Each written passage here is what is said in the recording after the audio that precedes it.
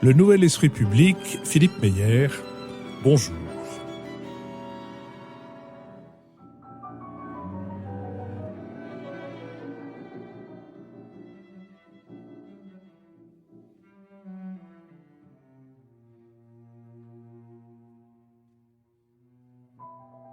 Bonjour, merci de nous avoir rejoints pour ce nouvel enregistrement du Nouvel Esprit Public.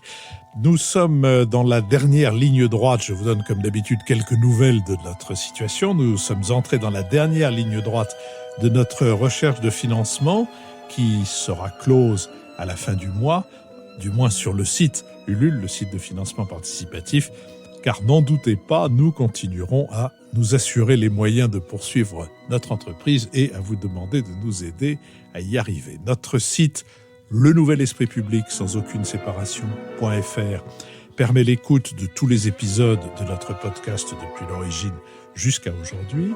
Notre prochain enregistrement en public aura lieu le dimanche 5 novembre à l'école alsacienne et le lien permettant de s'inscrire sera disponible dans les prochains jours. Enfin, je vous rappelle que l'émission peut être écoutée sur la toile chaque dimanche à partir de 17h.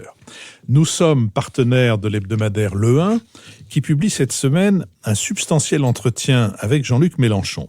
Le député de Marseille y développe la philosophie et les objectifs de son mouvement.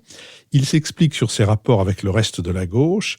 Il y détaille également les références littéraires qui l'ont éclairé. Elles vont de Philippe Cadic à Erskine Caldwell, La route au tabac, en passant par la fameuse biographie de Louis XI, un modèle pour Jean-Luc Mélenchon, pas la biographie mais Louis XI, par Paul Murray Kendall.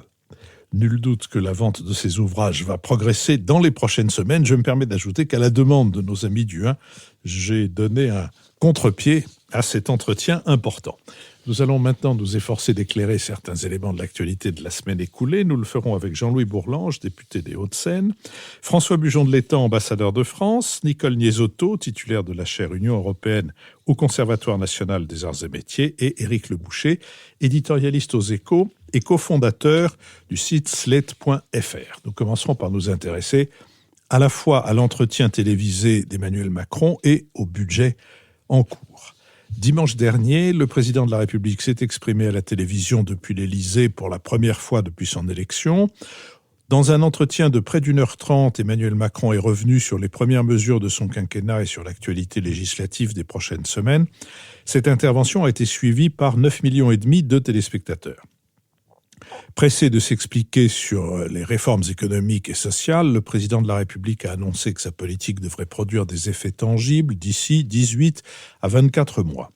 Or, cette semaine a également été marquée à l'Assemblée nationale par le début de l'examen en séance plénière du projet de loi de finances pour 2018. Le texte a suscité des critiques appuyées, tant depuis les bancs de la France insoumise que depuis ceux des Républicains, en passant par le groupe Nouvelle Gauche. Les uns fustigent une politique jugée de droite et favorable aux classes les plus riches de la population, tandis que les autres critiquent un budget matraquant les classes moyennes. Parmi les mesures les plus controversées figurent la suppression de l'impôt sur la fortune, la hausse de la CSG ou encore la baisse progressive de l'impôt sur les sociétés. Ce premier budget du quinquennat profite d'un retour de la croissance qui devrait s'établir à 1,8% du PIB en 2018. Ce contexte favorable permet à l'exécutif de maintenir son objectif de retour du déficit public sous la barre des 3% du PIB sans annoncer de nouvelles coupes budgétaires. Ainsi, la dépense publique continuera-t-elle d'augmenter en valeur en 2018 tandis que seules 1600 des 120 000 suppressions de postes de la fonction publique annoncées par le candidat Macron seront effectives l'an prochain. Cependant, l'équation budgétaire du gouvernement est remise en cause par l'invalidation de la taxe sur les dividendes mise en place par le précédent gouvernement. Instaurée en 2012, cette taxe a donc été invalidée par une décision du Conseil constitutionnel le 6 octobre dernier, à la suite de plusieurs condamnations de la France par les juridictions européennes. Cette décision oblige l'État à reverser 10 milliards d'euros aux entreprises qui ont injustement acquitté cet impôt au cours des 5 dernières années, ce qui grève sérieusement l'équilibre des finances publiques. Le ministre de l'économie, Bruno Le Maire, a annoncé que ce manque à gagner entraînerait la levée d'un nouvel impôt à l'occasion d'une loi de finances rectificative courant novembre. Le porte-parole du gouvernement, Christophe Castaner, a déclaré en réponse aux critiques de la gauche que c'est, je cite, l'amateurisme juridique qui a conduit à faire le plus grand cadeau fiscal jamais fait aux entreprises de ce pays. Sur cette question, Éric Leboucher. Bien, je vais revenir à la fin sur le président des riches parce que je voudrais au début dire du bien, commencer comme ça, dire du bien du budget. D'abord parce que pour la première fois, c'est pas un budget annuel, mais il y a la présentation d'un budget pluriannuel sur les 5 ans et ça trace une perspective, si du moins le gouvernement s'y astreint les années suivantes, mais qui donne une perspective générale. Cette perspective générale, elle est assez simple, elle est une baisse des impôts, une stabilité ou à peu près des dépenses de l'État, dans lesquelles il y a pourtant 50 milliards pour les investissements, donc il va falloir faire des arbitrages à l'intérieur. Et enfin, une réduction, vous avez dit, une réduction du déficit pour rester non seulement sous les 3% cette année, mais atteindre jusqu'à 0,2% de déficit, pratiquement l'équilibre donc, dans 5 ans. Donc ça trace, et c'est important je pense pour avoir un point de vue économique général, ça trace une perspective dans laquelle s'inscrit ce gouvernement. Alors, une fois dit ça, et on peut, je pense, être assez d'accord avec ces perspectives. On peut discuter probablement plus de baisse d'impôts, mais est-ce que le déficit, c'est des vraies questions, hein, est-ce que le déficit, faut vraiment le réduire à 0,2% ou pas? Tout ça sont des vraies questions, de vrais débats économiques. Je pense qu'ils arriveront dans les années qui viennent.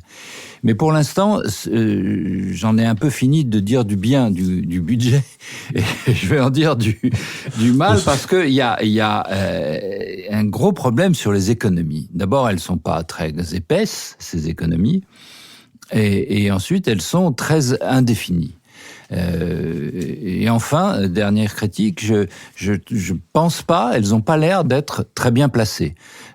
S'il faut faire des économies sur la santé, comme ça se dessine, je suis pas sûr que ce soit une bonne et sage décision. Et en tout cas, ça, c'est une décision très contre l'avis des Français qui défendent leur système de santé. En revanche, je pense, moi, que le gouvernement ou le président de la République a plié devant l'insistance des élus locaux. Il l'a fait avant l'élection du Sénat, peut-être pour essayer d'obtenir grappiller quelques élus au Sénat, ce qu'il n'a pas gagné par ailleurs. Et en revanche, je pense que les dépenses des collectivités locales, qui devraient être sur les 5 ans réduites de 13 milliards, il y aurait en vérité beaucoup plus à gagner. Il suffit de lire l'admirable rapport de la Cour des comptes annuel sur la question pour voir combien il y a de la marge là-dessus. Enfin, deux questions. J'en viens aux riches, donc, mais je termine sur cette manque d'économie, manque de clarté sur l'économie, qui rejoint ce qu'on avait dit la semaine dernière, en vérité, sur l'absence de réflexion sur la réforme de l'État qui marque le début de ce quinquennat. Emmanuel Macron n'avait pas réfléchi à la question de la réforme de l'État, et aujourd'hui, donc maintenant qu'il doit y faire des économies, on sent que il est très désarmé. Donc on lance des nouveaux forums pour y arriver, mais pour l'instant, on ne voit pas très clairement. Enfin, alors donc, dernièrement, j'en viens à la question des fameux riches. Il faut bien voir que, d'un point de vue de la stratégie économique, Emmanuel Macron a fait un virage impressionnant. Il a été, lui, l'artisan des baisses de charges sociales, c'est-à-dire de baisse du coût du travail, qui est une politique constante que appliquent les gouvernements depuis 10 ans, même un peu plus. Et c'était la solution pour le chômage est très élevé en France parce que le coût du travail est trop élevé. Et c'est assez juste d'ailleurs, c'était assez juste. Et là, c'est fini. Emmanuel Macron y avait contribué beaucoup avec la création du CICE en 2013, mais c'est fini. Le coût du travail ne va pas baisser, il va même plutôt un peu augmenter avec la transformation du CICE en 2019 qui coûtera de l'argent aux entreprises. Et par contre, donc ce que ne gagneront plus les entreprises, et là aussi, il y a débat. Hein. Est-ce que les marges sont rétablies? Est-ce qu'on a assez de force à l'extérieur, enfin à l'exportation? Visiblement pas. Mais là, ça s'arrête. Mais tout ce que ne vont plus gagner les entreprises, ce sont les entrepreneurs qui vont le gagner.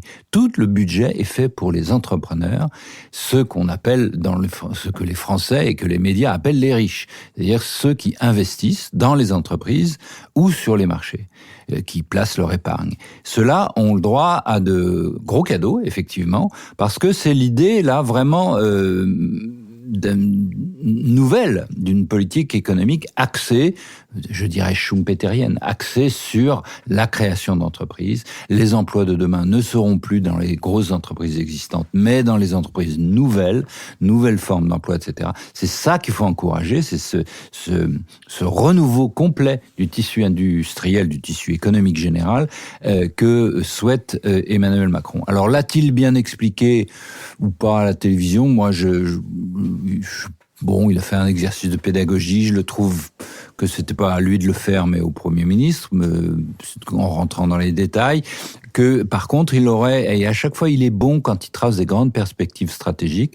Il l'a fait sur l'Europe, il l'avait fait à diverses rencontres. Mais par contre, bon, il a fait cette pédagogie, mais il a pas été complètement clair sur cette idée de renouveau. On aide les entrepreneurs, enfin, même s'il a parlé de premier de cordée. Nicole Lisato.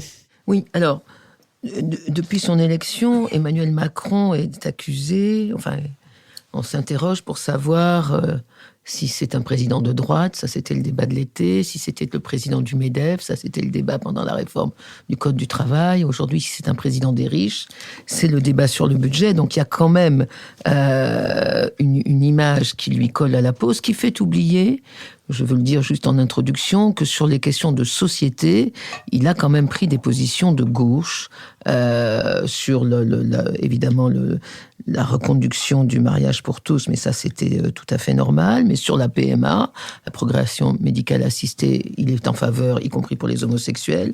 Sur la moralisation de la vie publique, donc il y a tout ce côté qui lui permet de dire que pour l'instant c'est toujours et la droite et la gauche. Cela dit, quand on regarde effectivement le débat budgétaire et puis son intervention télévisée de dimanche dernier, je crois qu'il y a deux problèmes pour Emmanuel Macron. Il y a un problème de ciblage et puis il y a un problème de communication.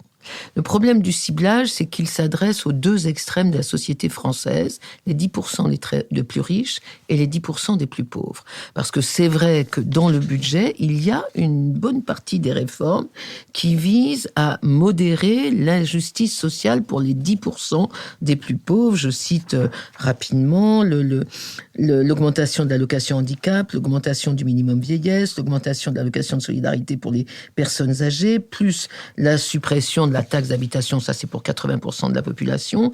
Et donc il y a énormément de mesures pour cette catégorie de Français défavorisés. Et d'après le Trésor, les 10% des ménages les moins fortunés vont voir leur niveau de vie augmenter de 3% à la fin du quinquennat, alors que la moyenne pour la société française sera de 1,7%.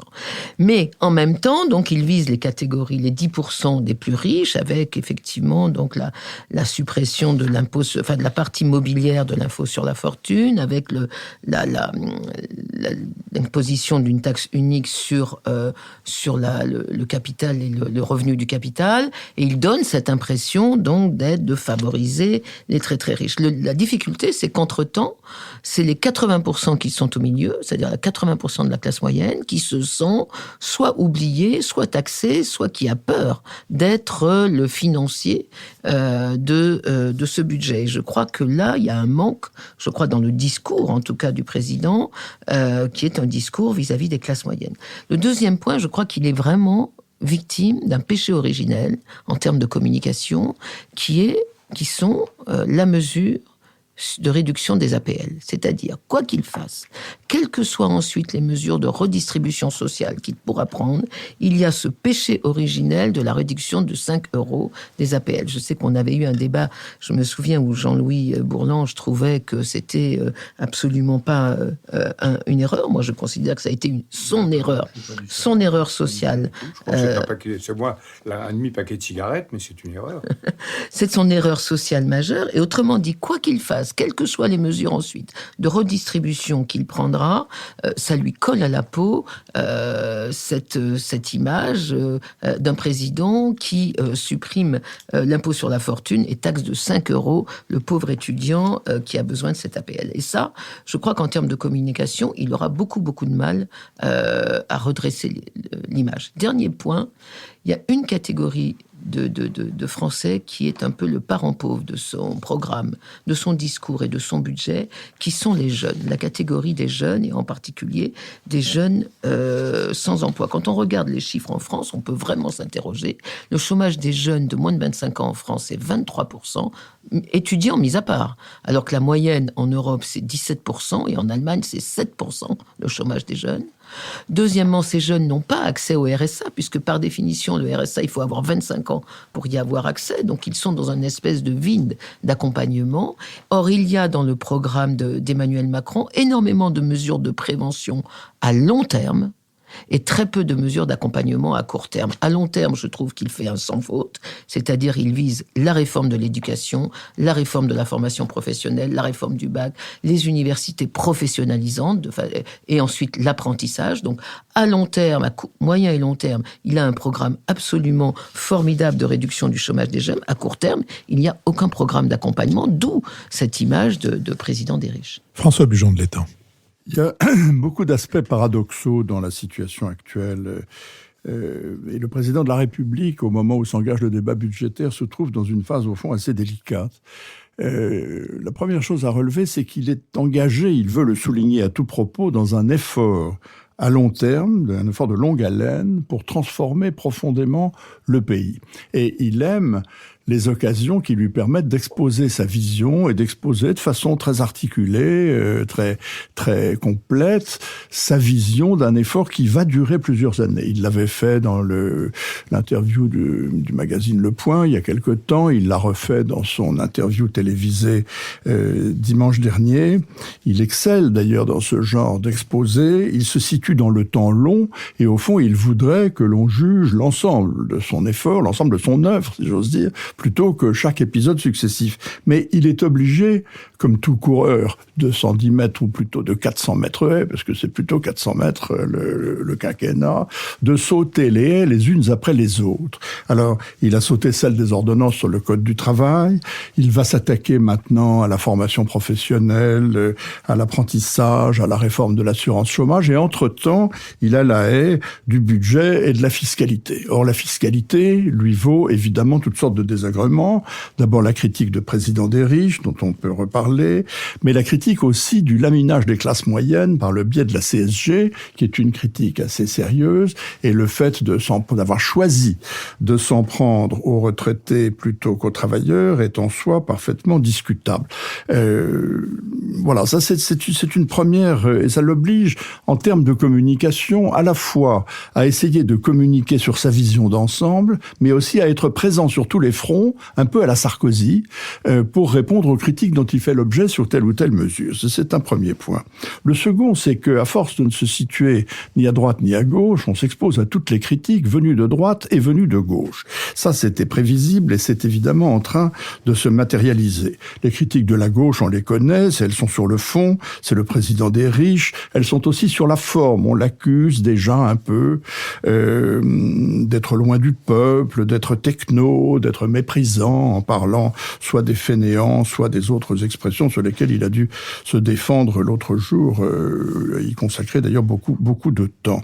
Mais les critiques de la droite aussi, qui sont très articulées et qui portent bien sur la réforme fiscale, qui est considérée comme incomplète ou comme maladroite, la suppression simplement d'une moitié de l'ISF au lieu d'avoir supprimé supprimé la totalité de l'USF ne l'exonère pas de l'accusation de président des riches, et s'il avait complètement supprimé cet impôt que nous sommes absolument les seuls en Europe et ailleurs à défendre encore, il se serait exposé sans doute aux mêmes critiques, mais pas davantage. Et puis, sur la diminution de la dépense publique, il n'y a pas grand-chose dans ce budget. Et effectivement, c'est une critique que la droite va développer au fil des semaines. Le résultat, c'est que la droite qui déclare vouloir voter les ordonnances, déclare aussi ne pas vouloir voter le budget.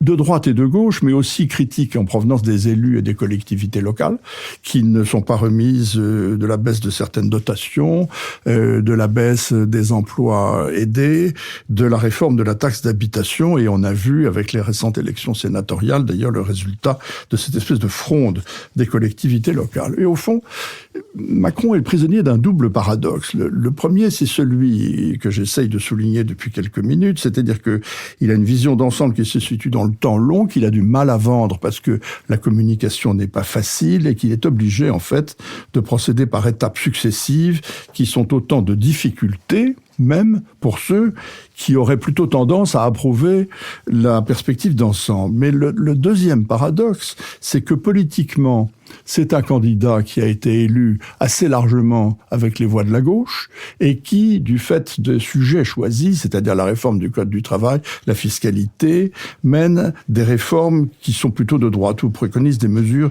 qui sont plutôt de droite. D'où un sentiment de dérive et un sentiment de trahison chez les électeurs de gauche, bien entendu, et d'insatisfaction chez les électeurs de droite. Alors, voilà, tout cela est inconfortable, car en réalité, c'est ce que l'on découvre, le clivage droite-gauche n'a pas du tout disparu, il subsiste, il reste le soubassement de la politique française, il a simplement été estompé par l'élection de M. Macron. Un mot en rebondissant sur ce que vient de dire François Bujon de l'Étang, sur le début de cet entretien qui a, pendant presque 10 minutes, apporté sur tel mot qu'avait utilisé le président, ou sur le sens de tel mot qu'il avait utilisé. Je suis pas absolument sûr que ce soit là un modèle de journalisme, surtout quand on a une des rares occasions d'interviewer le président de la République et que la situation générale est plutôt assez tendue dans le reste du monde, dont il n'a pas suffisamment été question. Mais je remarque au passage quand même que les 3 journalistes qui étaient là étaient 3 journalistes du groupe de TF1, 2 de la chaîne TF1 et un autre de LCI qui appartient à TF1. Il me semble que ce salut, ou plutôt ce contre-salut au service public, ne laisse rien présager de bon pour un service public auquel nous avons, et nous sommes encore les uns et les autres, je crois, attachés. Sur quoi, pour prédire le succès de ce gouvernement, je me souviens de ce qui m'a fait connaître Jean-Louis Bourlange, qui était un commentaire qu'il avait fait de la formation du gouvernement Juppé, auquel il n'avait pas prédit un grand avenir, au motif que c'était un gouvernement qui ne comprenait pas suffisamment de gros. Eh bien, quand on regarde le gouvernement Macron, on peut craindre que cette prédiction ne se vérifie sous peu. Jean-Louis Bourlange. Je vous remercie de cet encouragement à mon entrée au gouvernement. Oui, moi j'ai l'impression que nous sommes dans le paradoxe qui avait été formulé, que j'ai parfois rappelé ici, formulé par Lord Salisbury, qui avait coutume de dire, qui était Premier ministre au début du XXe siècle au Royaume-Uni, et qui avait coutume de dire « les choses vont déjà suffisamment mal, vous voulez pas en plus les réformer ». En changer. Je crois que ce qui est frappant, c'est que la société française est engagée dans une espèce de rapport schizophrénique au changement, c'est-à-dire qu'il y a une insatisfaction profonde qui est ressentie à tous les niveaux de la société et qui tétanise les gens et qui les dresse contre le changement. Le président de la République et le gouvernement essaient de faire face à cette situation et nécessairement il fait face difficilement. Alors prenons le budget, d'abord prenons les recettes.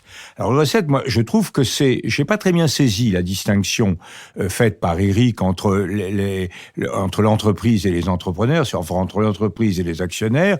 Moi, il me semble que il y a un propos de bon sens derrière les grandes réformes pro-riches entre guillemets du gouvernement, c'est-à-dire la flat tax à 30%, la baisse ordonnée de l'impôt sur les sociétés et la suppression, qui est d'ailleurs plus symbolique que très importante, et les gens riches, les gens les plus riches ne payent pas l'impôt sur la fortune, l'impôt de solidarité sur la fortune. Donc ces trois mesures, en vérité, n'ont qu'un seul objectif, qui n'a pas été défendu comme ça par le gouvernement, qui est de réduire une anomalie de la fiscalité française par rapport à la fiscalité européenne et occidentale. Je trouve que ces théories dont on nous bassine, la théorie du ruissellement, qui paraît-il avait été imaginée par Alfred Sauvy, qui n'est plus là, pas plus que son vélo Solex pour se défendre, et pour expliquer, c'est une théorie d'il y a 30 ans, personne, on n'a jamais entendu le gouvernement, ni Macron, ni personne évoquer cette théorie.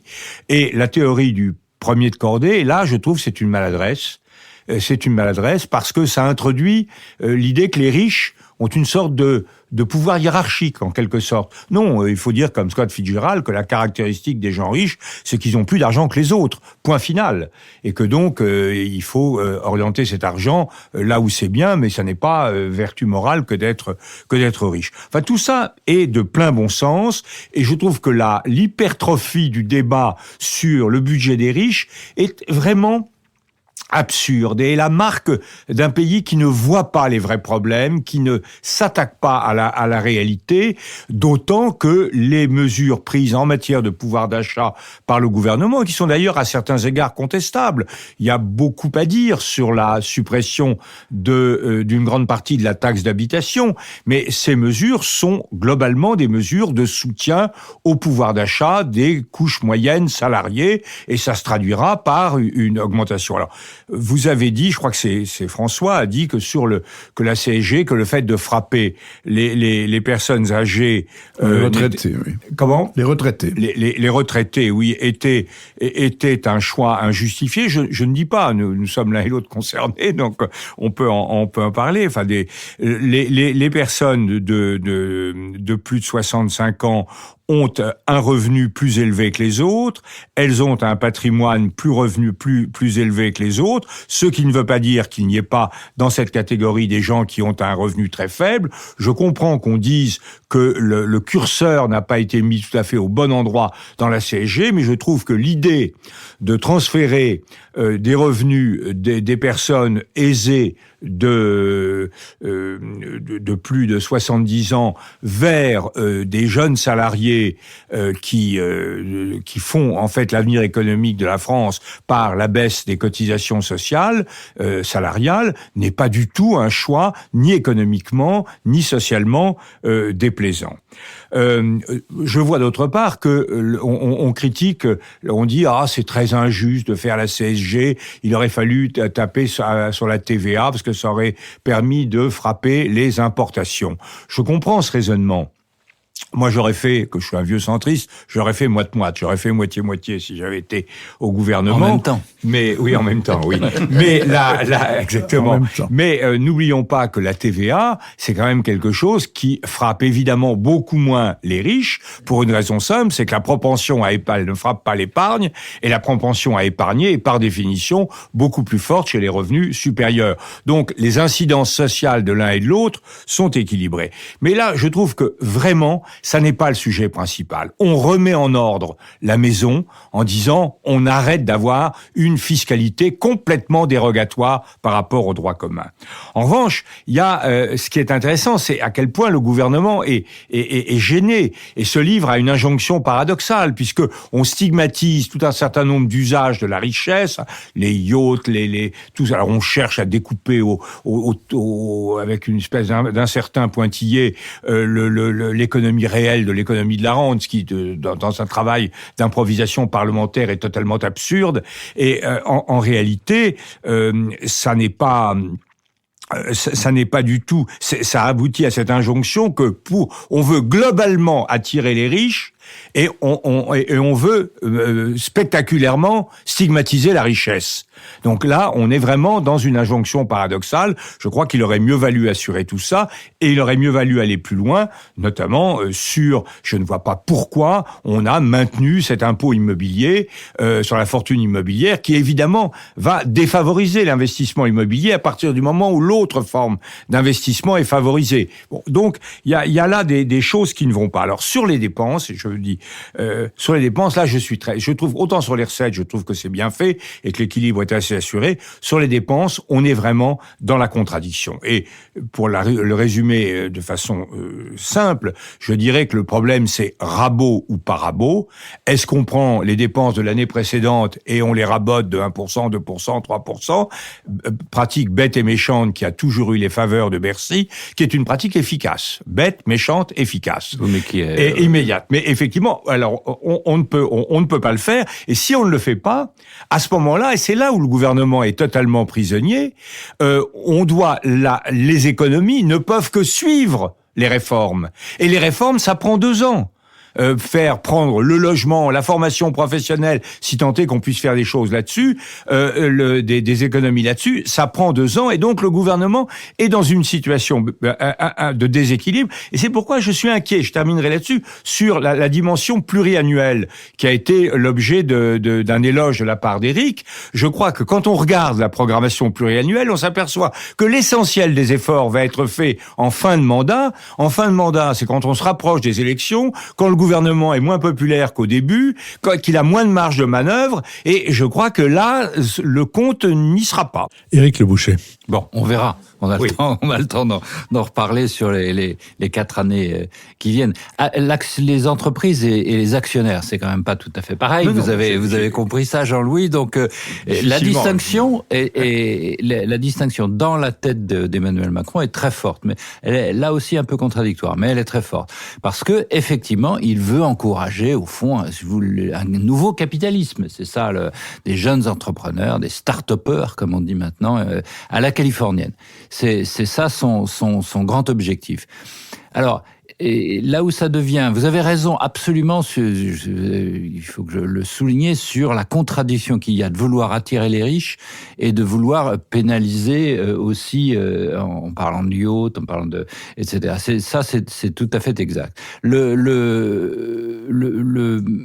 sujet qui va venir et qui est très important à mon avis, c'est ce qu'il va faire, ce qu'il a prévu, c'est ce qu'il a annoncé sur la participation gaulliste et sur la réforme de l'entreprise. Il a dit qu'il y aurait une loi entreprise que Bercy préparait. Alors, c'est quoi la loi entreprise ? Ça, ce serait fondamental, c'est-à-dire de changer dans les termes du Code du travail, de la définition d'une entreprise, de dire qu'elle n'est pas simplement une association au service des actionnaires, mais aussi des salariés, des diverses parties prenantes. Ça changerait, si je puis dire, ça changerait le capitalisme.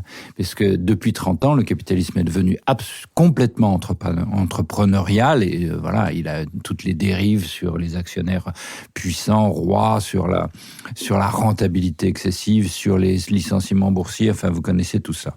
Donc on verra ce qu'il va faire là et c'est pour ça que le personnage est, si je puis dire, est riche.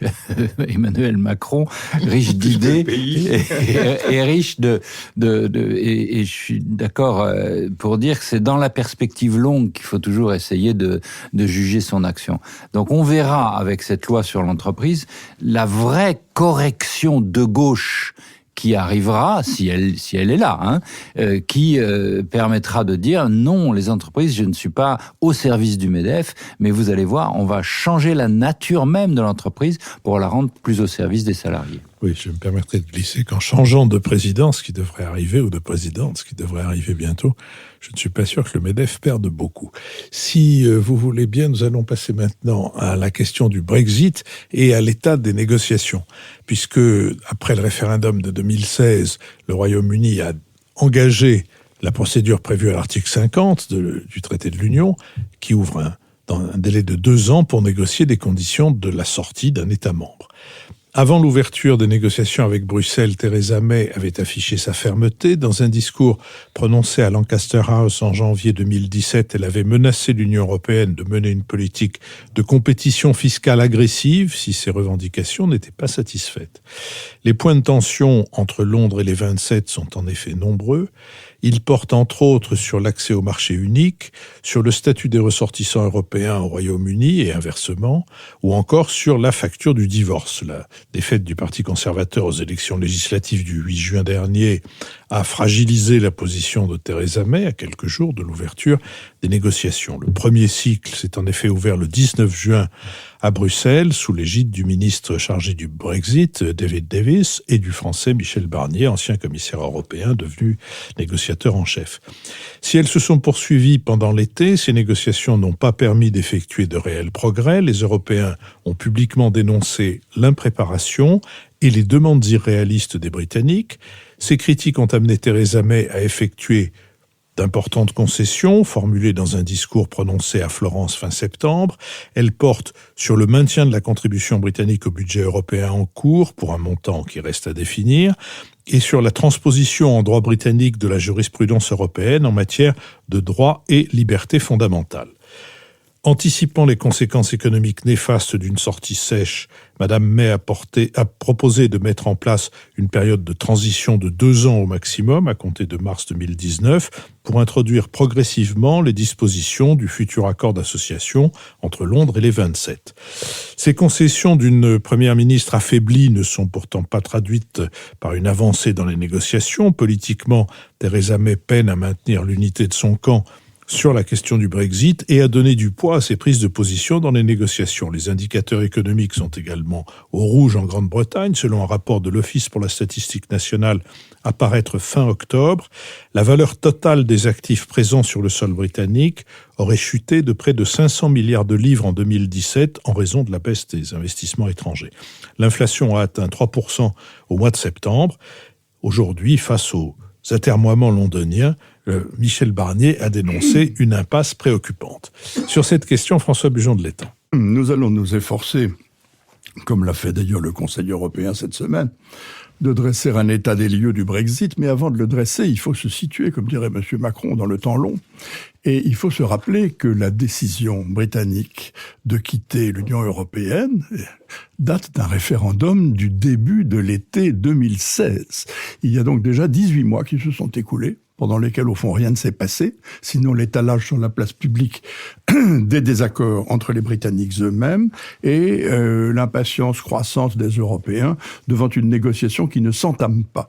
Les Britanniques auront mis plus de 9 mois à décider d'appuyer sur le bouton de l'article 50 du traité de Lisbonne, ce qui donne maintenant un délai qui est celui de mars 2019 pour obtenir un accord. S'il n'y a pas d'accord, ce sera vraiment le Brexit dur, c'est-à-dire que le Royaume-Uni quittera sans accord l'Union européenne, et s'il y a un accord, eh bien le temps pour le conclure devient dangereusement restreint. Je crois qu'il faut rappeler ça parce que nous nous sommes trouvés, j'ai déjà fait cette comparaison, mais je crois qu'elle est parlante, dans une situation que je comparais à la drôle de guerre. C'est-à-dire que la déclaration de guerre date de juin 2016, mais pendant les premiers mois, comme pendant la drôle de guerre, on n'a pas tiré un coup de fusil. Oui, ça finit mal.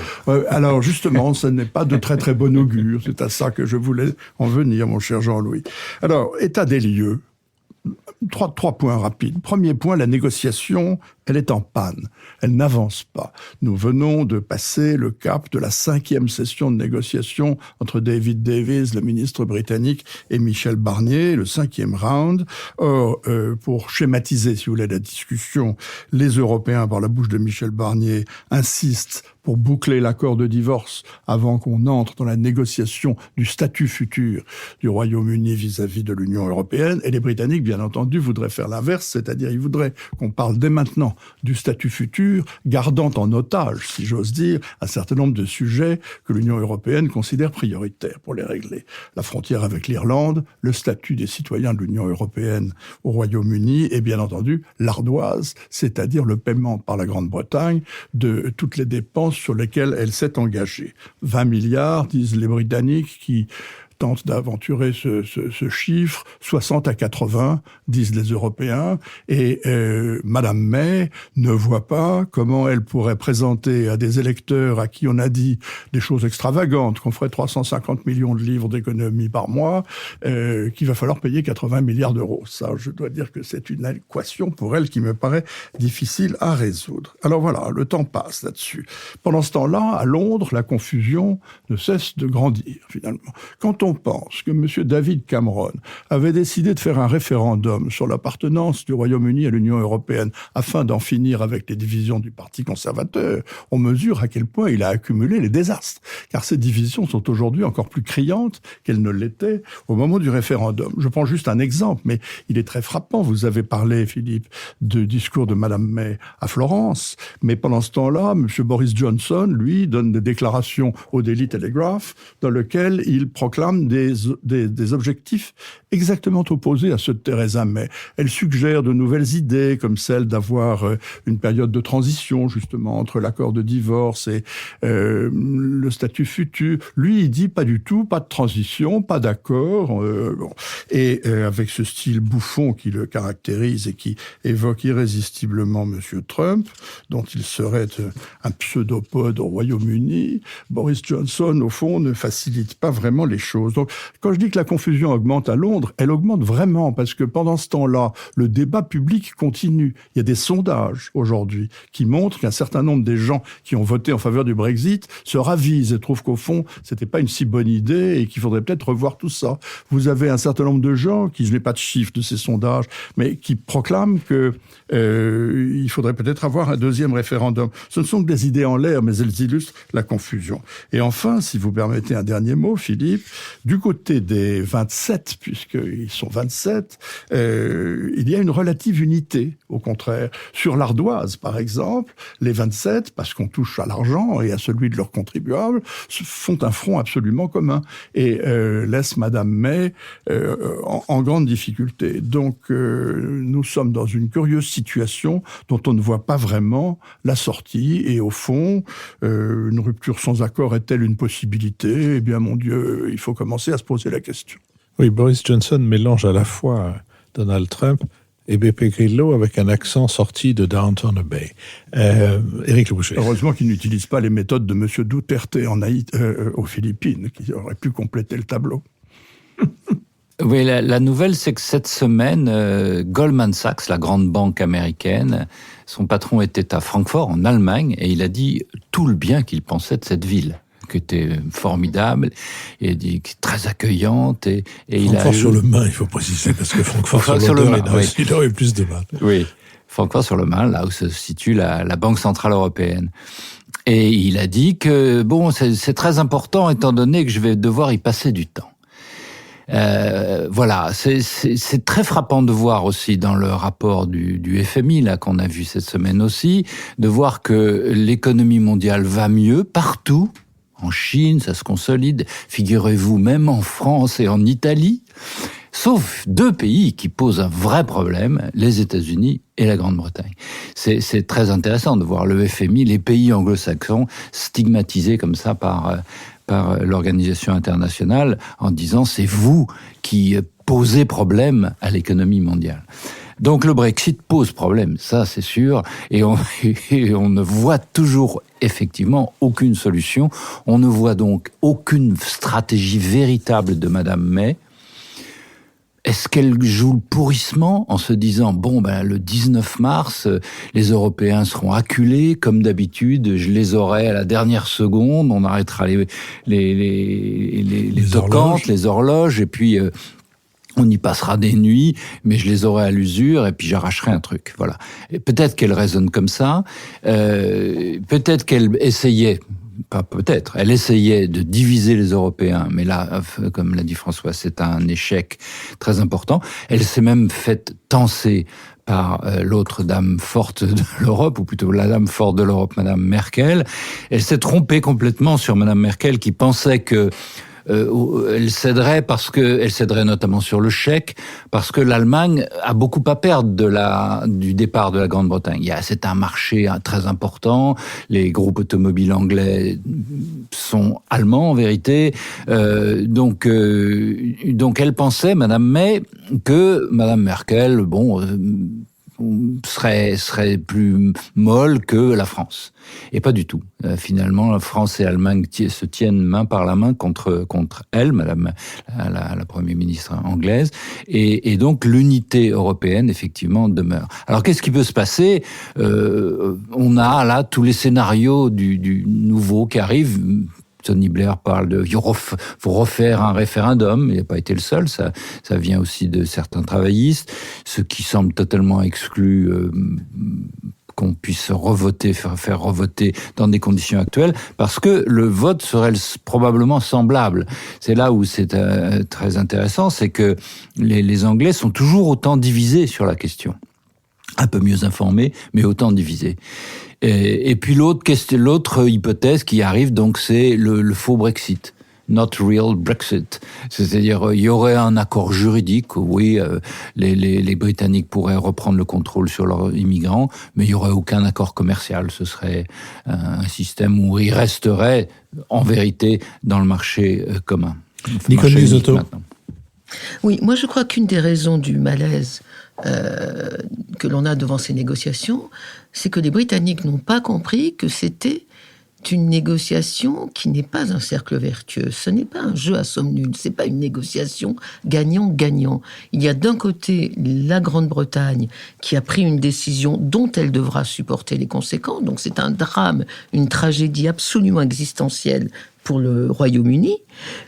Mais pour l'Union européenne de l'autre côté, c'est un problème, c'est un souci, c'est une perte, mais ça n'est pas un drame existentiel. Autrement dit, il n'y a pas un équilibre entre les parties, comme quand on négociait au sein de l'Union sur le chèque britannique, par exemple, ou sur la PAC. Il n'y a pas du tout un équilibre entre les parties, et je crois qu'une des raisons du piétinement de la position britannique, ou du brouillard de la position britannique, c'est qu'elle continue de mener cette négociation comme s'il y avait égalité de jeu. Or, pas du tout. Il y aura un perdant, de toute façon. Les Britanniques seront en deuxième classe, quelle que soit l'issue de la négociation. Et d'ailleurs, du point de vue européen, il est très important qu'il y ait un perdant politiquement, que les Britanniques restent en seconde classe pour ne pas entretenir l'idée que d'autres pourraient faire la même chose et gagner. Et donc je crois que ça, les Anglais ne l'ont pas compris. Ça, c'est le premier point. Le deuxième point, les Européens, comme vous l'avez dit, restent unis, parce qu'il y a quand même peut-être 60 milliards d'euros à récupérer, même si Mme May dit qu'il n'y a que 20 milliards. En gros, il y a quand même entre 60 et 80. Mais après, sur la deuxième phase des négociations, quand on viendra vraiment à discuter de quel partenariat, on pourra peut-être voir des désaccords entre les Européens. Mais pour l'instant, ils sont unis, alors que les Britanniques sont totalement dans le brouillard. Quand on regarde l'évolution des positions de Mme May depuis l'ouverture des négociations en juin, elle a d'abord été pour un Brexit dur, hard Brexit, Brexit is Brexit, et on ira jusqu'au bout, et tant pis pour vous. Et s'il le faut, on reviendra uniquement dans l'OMC pour avoir des relations avec l'Union européenne. Ceci a changé au mois de septembre. Là, elle a complètement changé. Elle a commencé à parler de soft Brexit, avec l'idée même d'une période de transition pour accommoder les choses, parce que, vous l'avez dit, elle est très en difficulté à l'intérieur et très en difficulté dans son propre parti. Et il y a eu même, la veille du Conseil européen, une espèce de vent de panique où elle a publié une lettre ouverte à tous les ressortissants européens présents en Grande-Bretagne en disant « Moi, j'ai des accords tout prêts, mais les Européens font de la surenchère pour obtenir un chèque plus important que ce que je ne suis prêt à donner. » Donc, elle est complètement perdue, mais je crois que les Européens attendent tout simplement parce qu'encore une fois, il ne faut pas qu'il y ait gagnant-gagnant. Je voudrais dire un mot sur les deux scénarios extrêmes qui ont été évoqués, le no-Brexit ou le no-deal. Ce sont les deux scénarios extrêmes. Le no-Brexit, c'est le rêve de tous les milieux d'affaires, des Tony Blair, d'une bonne partie de la gauche à la fois européenne et anglaise. Je n'y crois pas une seconde. Cette idée qu'on pourrait avoir un Brexit politique,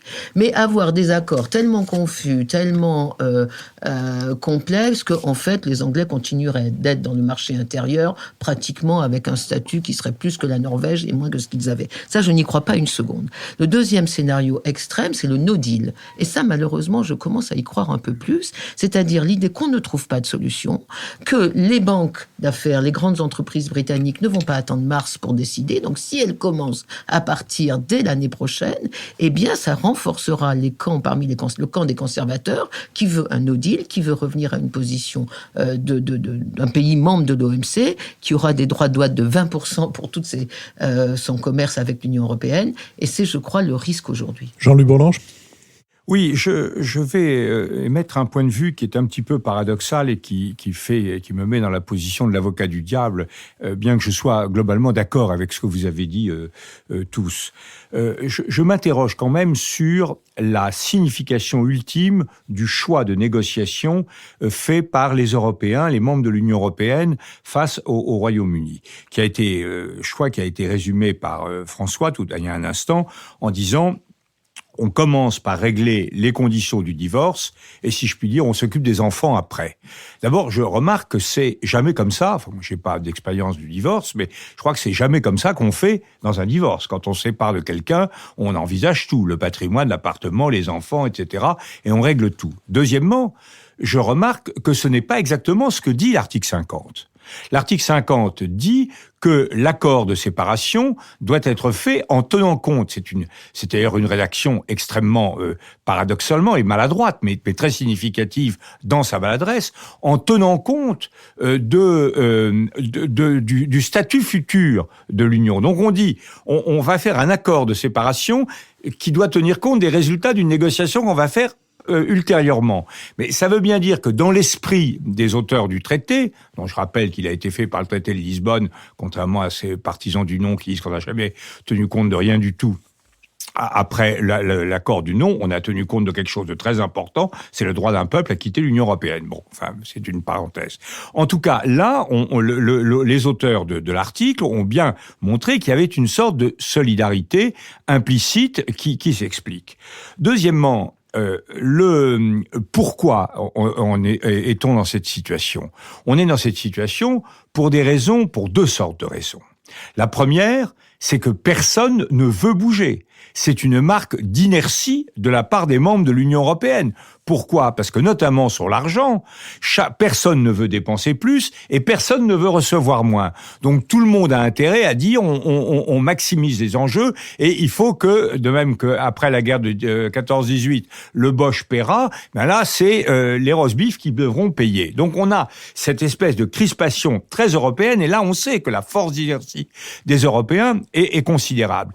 Et puis troisièmement, il y a l'idée qu'au bout du compte, il y a une espèce de schadenfreude, de tristesse, de joie mauvaise, à l'idée que les Britanniques vont payer. Et effectivement, vous avez tout à fait raison de signaler que les Britanniques en prennent plein la figure et en prendront plein la figure, que ce vote en faveur du Brexit était une ineptie et que cette ineptie va développer ses conséquences progressivement. Cela dit, ça ne veut pas dire pour autant que nous n'allons pas payer aussi. Il faut quand même voir que c'est un jeu à somme négative. Je suis d'accord avec ce qu'a dit Nicole, les Britanniques paieront beaucoup plus, mais nous subirons aussi un certain nombre de conséquences. Donc je me demande, et alors quatrièmement, cette attitude conduit nécessairement au blocage, c'est-à-dire au no deal que vous évoquiez. Pourquoi ? Parce que les diplomates britanniques que l'on voit nous disent, qu'est-ce que vous voulez qu'on fasse, qu'on dise à notre peuple ? On va dire aux Britanniques, voilà, vous commencez par reconnaître que vous devez 60 milliards, et ensuite, on va commencer à négocier, sans aucune contrepartie. C'est évidemment indicible. Donc, c'est une situation qui est peut-être légitime ou pas légitime, mais qui est créatrice de blocage. Moi, je crois deux choses, et je conclus là-dessus. Premièrement, qu'il est tout à fait naturel de s'en tenir officiellement à notre logique, mais qu'on doit parler officiellement des trois sujets qui sont sur la table, c'est-à-dire l'Irlande, les travailleurs et la situation des travailleurs au Royaume-Uni et fardeau financier, mais deuxièmement, qu'on devrait parler à voix basse, quand même, des éléments possibles d'un accord pour pouvoir les présenter à un moment dans une quasi-simultanéité. Et la dernière remarque que je fais, elle est très politique, c'est que la question centrale, c'est celle de Boris Johnson et de rapport à Trump. La question qui est posée devrait être d'abord politique. Est-ce qu'à l'avenir, le Royaume-Uni va s'engager derrière Trump contre le protectionnisme, contre la dénonciation des accords climatiques, contre la politique de l'Iran, avec Trump ou contre Trump? Est-ce qu'on va faire ça? Et c'est quand même ça le problème. Est-ce que les Britanniques seront à l'avenir avec nous ou contre nous? Cet enjeu politique est quand même massif. François Bujon de l'Étang. Oui, alors pour répondre au souci de Jean-Louis, les Européens seraient assez disposés à parler entre eux pour l'instant, pas avec les Britanniques, du statut futur, afin de présenter un front uni aux Britanniques.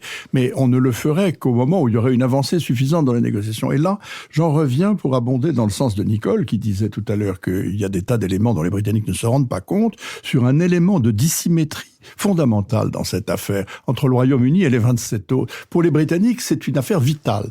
L'OCDE, le Fonds monétaire sont en train de leur dire que leur croissance va rester plus faible que celle des autres, et les banques vont voter avec leurs pieds. Enfin bon, ils sont dans une situation, et pour eux, il n'y a pas plus important que la solution au problème du Brexit. Ça n'est pas vrai pour les 27 autres. Les 27 autres, pour eux, le Brexit, c'est presque une distraction, au fond. J'aurais tendance à dire que tout le monde a déploré le vote britannique. Personne ne se réjouit de voir les Britanniques voter pour le retrait de l'Europe, mais ils ont d'autres soucis, les Européens. Ils ont la politique migratoire, ils ont la défense des frontières extérieures, ils ont les avancées des populistes en Autriche, demain en République tchèque, ou le problème, la Catalogne, les Polonais, les Hongrois, les soucis ne manquent pas. Non. Il y a des soucis extérieurs. Qu'est-ce qu'on fait avec les investissements chinois? Est-ce qu'on continue la taxation des géants américains de l'Internet, comme le veut le faire Madame Verstappen? Ce sont ça les priorités de l'Europe. La défense européenne, la politique de défense. Bon. Donc, pour eux, au fond, le Brexit, c'est, comme on dirait en anglais, bottom of the pile. C'est un peu le dessous de la pile, des papiers qui les attendent sur leur bureau. Et les Anglais ne le comprennent pas. Ils ne comprennent pas que leur problème n'est pas prioritaire pour les autres.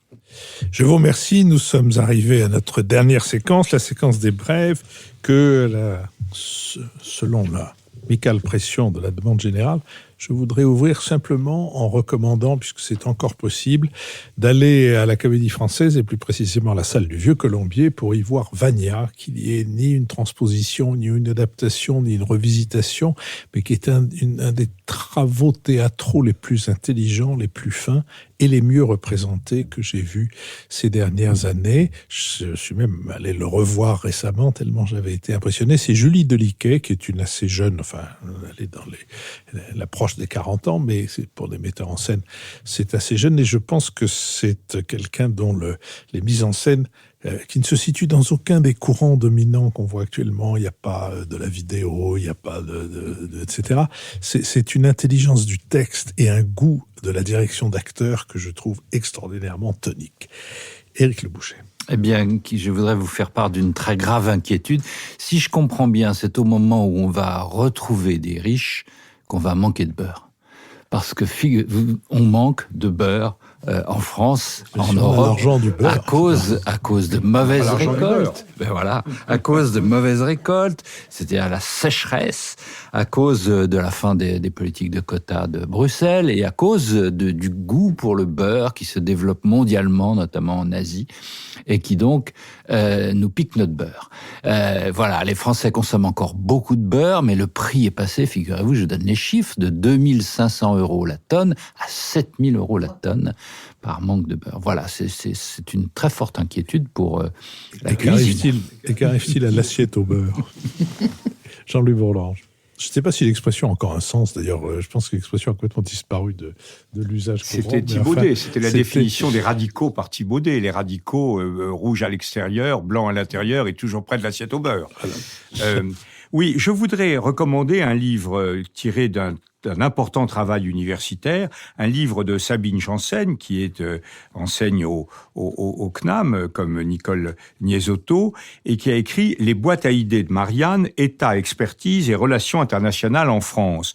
Sabine Janssen nous avait donné une importante thèse sur Pierre Cotte, et là, elle analyse le think tank à la française, qui est non seulement l'IFRI, animé par le sympathique Thierry de Montbrial, mais antérieurement, tout l'enracinement dans lequel l'IFRI a pris naissance, c'est-à-dire notamment le CEPE, et ça remonte à la crise des années 30.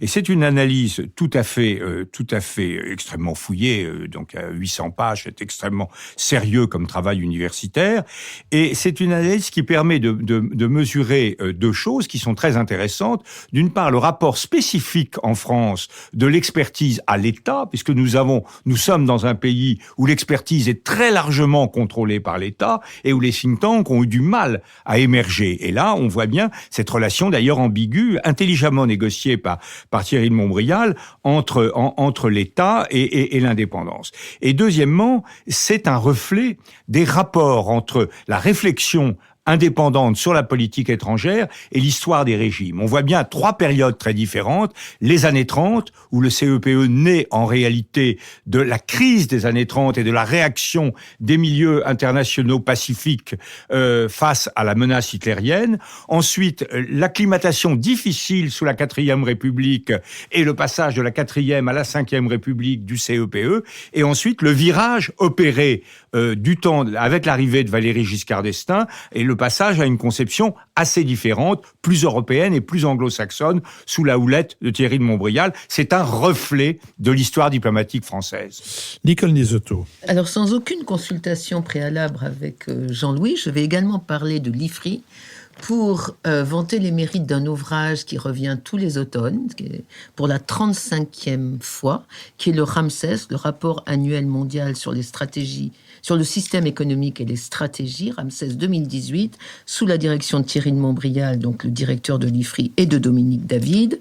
Alors, c'est un volume attendu maintenant depuis 35 ans, qui, cette année, cible 3 questions importantes. Le désordre du système international, la Russie, la stratégie et l'ambition de la Russie, et les guerres de l'information, les révolutions dans les technologies de l'information. Alors, c'est à la fois très pédagogique, parce qu'il y a énormément de cartes, d'annexes, de chiffres, etc., et très problématique. Et je trouve que cette édition 2018 est excellente. François Bujon de l'Étang. Moi, je voudrais me féliciter du fait que le Quai d'Orsay, le ministère des Affaires étrangères, continue à exploiter de façon intelligente les archives diplomatiques et à les ouvrir davantage au public.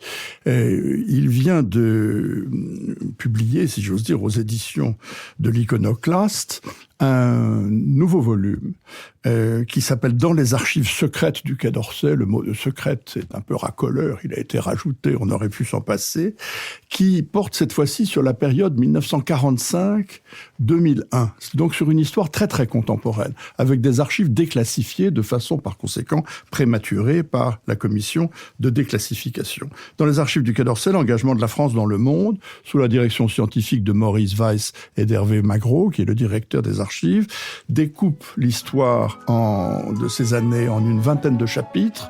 Dien Bien Phu, la crise de Suez, la chute du Shah, la crise des missiles à Cuba, etc., etc., en publiant à chaque fois des télégrammes ou de forme de fac-similés, des textes de commentaires par un historien ou un commentateur et des photographies très, très frappantes. Je crois que c'est un travail très utile que M. Le Drian souhaite continuer d'encourager et que les véritables trésors pour les amateurs d'histoire. Merci François Bujon de l'Étang. Nous nous intéresserons à tous les secrets du Quai d'Orsay grâce à vous. Il me reste à saluer nos auditeurs, à leur rappeler qu'ils peuvent se rendre sur le site de l'émission Le Nouvel Esprit Public sans séparation.fr, donc www.lenouvelespritpublic.fr, où ils y trouveront tous les renseignements nécessaires, notamment nécessaires à notre soutien, et à vous rappeler que le Nouvel Esprit Public est produit et distribué par Nouvelles Écoutes, à la production Julien Neuville et à l'enregistrement et au mixage Maxime Olivier. Je vous donne rendez-vous la semaine prochaine pour un Nouvel Esprit Public.